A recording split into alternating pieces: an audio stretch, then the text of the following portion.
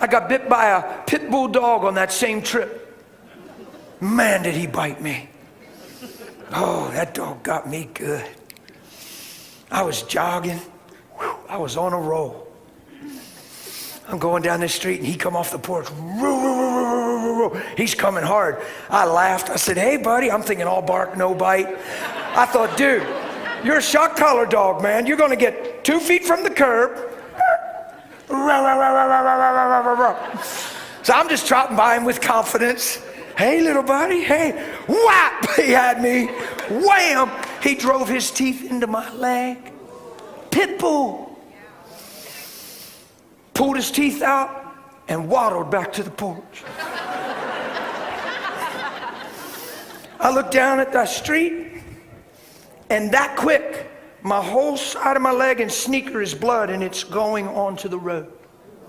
I looked back, and I got a hole that I could stick my pinky in a main vein or something, whatever you got here. Something that tells you you're going to die if it gets cut. It's pouring. I've never seen blood come out of a human body like that in my life. And I went, oh, Jesus. I looked up and the lady came out and she said, did he bite you? Watch. You can't do this on purpose. You see how I am right now? It's how I was the whole time. That's impossible. I can't teach that. You can't train for that. But you can be with him. And you can love not your own life unto death with him. So when things come against you, you don't know what that means. Because it ain't coming against you. You're living for the kingdom. You're seeking first the kingdom. You want to manifest the kingdom. And in every situation, it's all about the kingdom. So you're consumed and possessed with the kingdom. Because before the kingdom, yourself possessed you. The devil possessed some of us. Addiction possessed us. Lies possessed us. Lust possessed us. So if I'm going to be possessed, it's going to be for the kingdom. So that when that dog bites me, I don't know how to be anything but what Jesus would be. So I looked at her and I smiled and I said, yeah, he did, honey, but it's okay. Everything's fine. You'll understand in a minute. I'll explain. Could you grab me a towel? And I started to walk towards the house. And she just ran in. And I got up there and the husband came out. And he doesn't even know what to do. What's going through his mind? Liabilities. Dog's going to be dead yet today. Man's going to sue us. We got to pay all his bills. He might get infected and die. His mind's spinning. I looked at him and I said, sir, you don't have to say anything. It's okay. Everything's fine, I promise you. I said, listen, if it's possible, your dog bit the right person. Hallelujah. And I said it with the biggest, gentlest smile. If it's possible, your dog bit the right person. And I'll explain everything in a minute, because Jesus, sir, he's my king. Lady came out with a towel. She's shaking. I said, honey, relax. It's okay. I just explained to your husband, listen, Jesus is my king. He makes everything good. He's incredible. I got blood pouring out of me the whole time. I'm not even thinking about that. I'm not even thinking it's possible to bleed to death. It never crossed my mind. Never crossed my mind. Why? I surrendered so long ago in prayer. I don't love my own life unto death. It's not about dying. I'm never going to die. It's the only way I can teach it. It's supernatural. You can't try this. You can't listen to this sermon and then try to be okay. You're a day late. You can't get bit by the dog and then say, okay, what did Pastor say? What did Pastor say?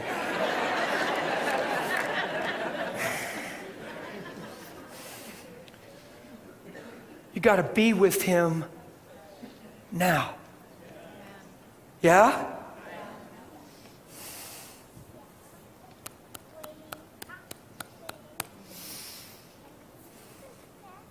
I took the towel from her. This was the same weekend they wanted to take me out. I wiped up over all this blood with the towel, and I went over the hole, and I saw the big hole. Totally impossible. I was one wipe of a towel. I went over the hole, and my flesh got kind of clean, and I wiped it clean, and no more blood come out of the hole. But there's a hole, but no more blood, none. And I laughed, and I said, you see my Jesus? I laughed, I said, that's my Jesus. And then I started wiping with this other towel. No more blood.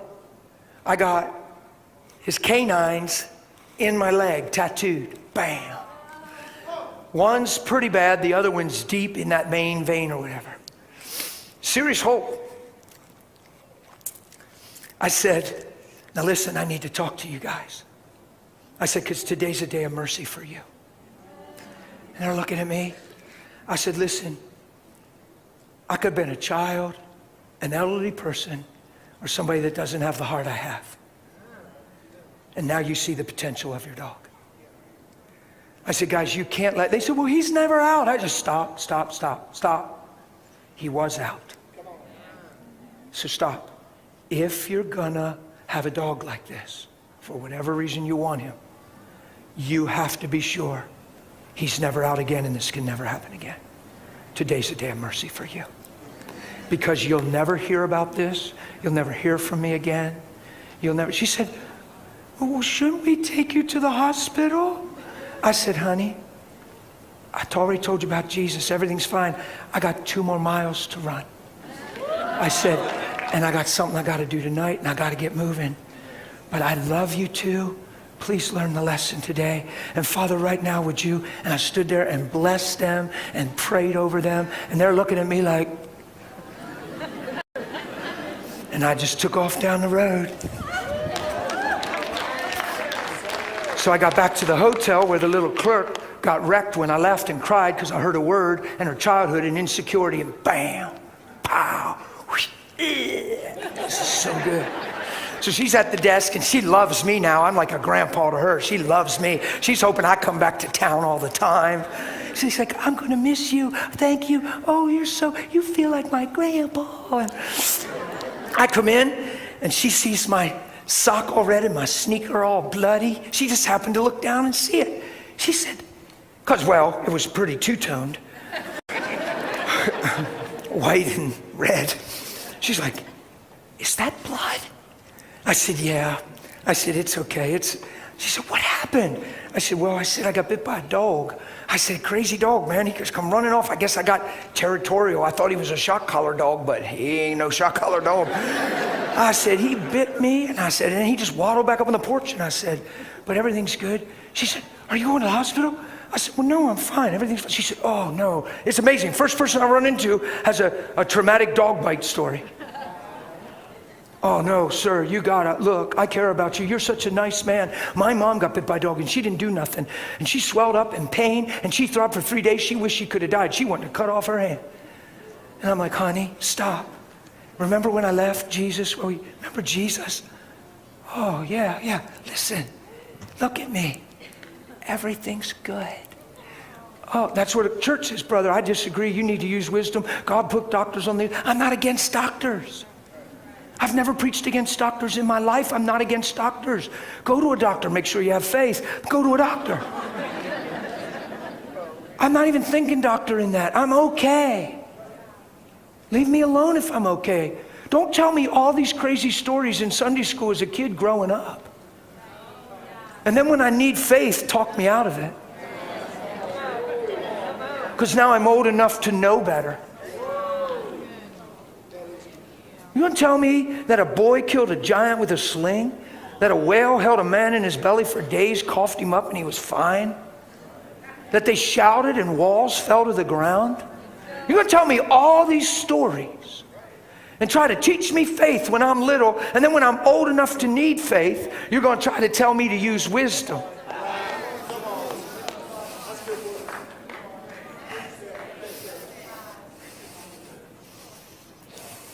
This precious black man, I love this guy. He pops around the corner. He's the maintenance fella. We hugged, we laughed. He was my buddy. He turned the corner. He's real Southern. I'm not mocking him. Just understand I loved him. I grew up in the city. I just laughed at this man. He turned around. He said, hey, man, you got bit by a dog? And that's just how he talked. You got bit by a dog? I said, I did, sir. He said, whoa, man, you need to listen to the girl, man. You need to go to the hospital because I got bit by a dog. I said, 2 people and they both got dog bite stories. So he's being charismatic. He sounds like he'd be good in church, right? He says, no, I got bit by a dog, man. He's talking fast and he got Southern in him. And I'm watching. He's so serious he's trying to help me, right? And he said, So you need, I said, I'm good, man. He said, well, what'd you do about the dog? Well, what about the dog? They coming to get the dog? Like, what'd you do with the people? Like, what? I said, listen, man, I just told them today's a day of mercy. They need to do a better job keeping that dog in the house. Don't ever let this happen again. Your dog bit the right person because I love you, and I prayed for him. And I ran down the road and did my 2 miles. And he said, what? Watch what he said. No, he said, you for real, man. You for real. He said, you for real. Yeah, man, you for real. And I said, you know what? I said, people blame that on me a lot. They say I'm for real. And I said, I don't know what else there is. I guess there's half in, half out, lukewarm, insincere, hypocrisy. I think all there is real. But I said, one of the greatest testimonies I always seem to get from people is, you know what I like about you? You're real. And I'm like, well, what are you?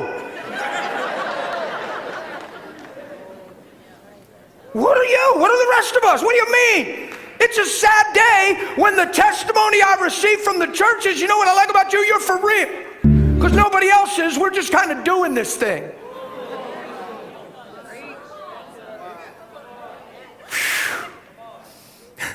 I laughed. I said, you better believe I'm for real, man. I said, come here. I love you so much. I said, you'd be good at church, man. I said, so I talked to him and I told him I'm fine. I said, listen, a man's coming to pick me up. I said, I got an appointment with him. He had a radio station. I don't do that stuff too much. I don't do any TV media. I stay away from all that stuff.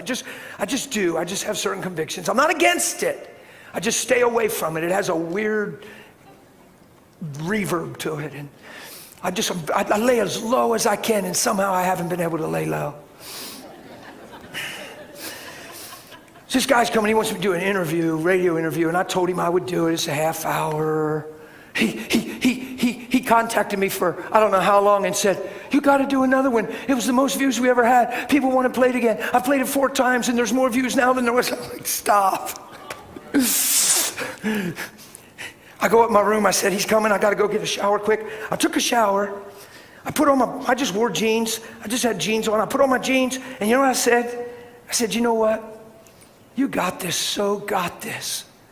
I ain't rapping it or nothing. I just gonna put my jeans on. I just put my jeans on. I just went to service. I got a hole that I literally, honestly could stick my pinky in. And the other one was kind of serious, but not that bad. This is true as I'm standing here. You don't have to believe me. I would understand it. There's actually a lot of unbelief in the church. But when I got back from service to the hotel room and got undressed to get in my comfies, the one hole was completely closed. The other hole was almost closed. In the morning, it was a red spot. In the morning. It's called covenant. It's called all that is mine is yours, and all that is yours is mine. It's called love not your own life unto death. It's called seek not your own, but seek ye first the kingdom of God. Look, if I'd have took it personal, if I'd have got mad at them people, if I'd have called whatever and got the dog put down, if I'd have held them accountable and made them pay me for suffering, I might have got infected. I might have needed stitches. I might have had a throbbing leg in the morning. But when you seek first the kingdom and you walk in love and you cover everything, a multitude of everything in love, you're walking in a grace that's hard to describe. You can hardly teach it, and people can hardly relate to it because we've been self-centered. I'm not spanking you. I'm cheering you on. I'm saying, why don't we all just go after this thing?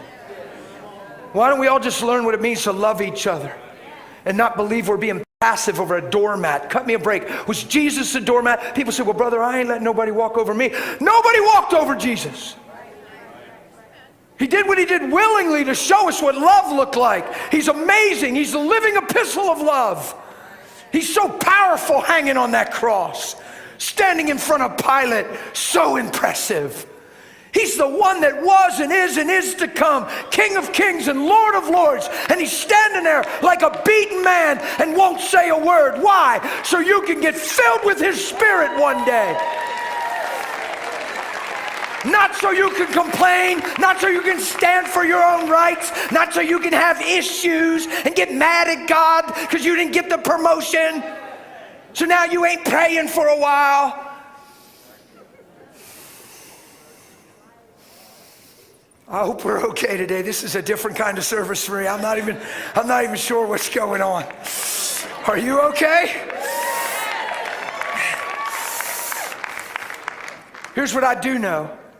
Here's what I do know. That family that owned that dog, I ain't seen them since. But I know that had to touch them. I know that had to affect them. I don't know how you escape that kind of stuff. I don't think you just put that on the back burner.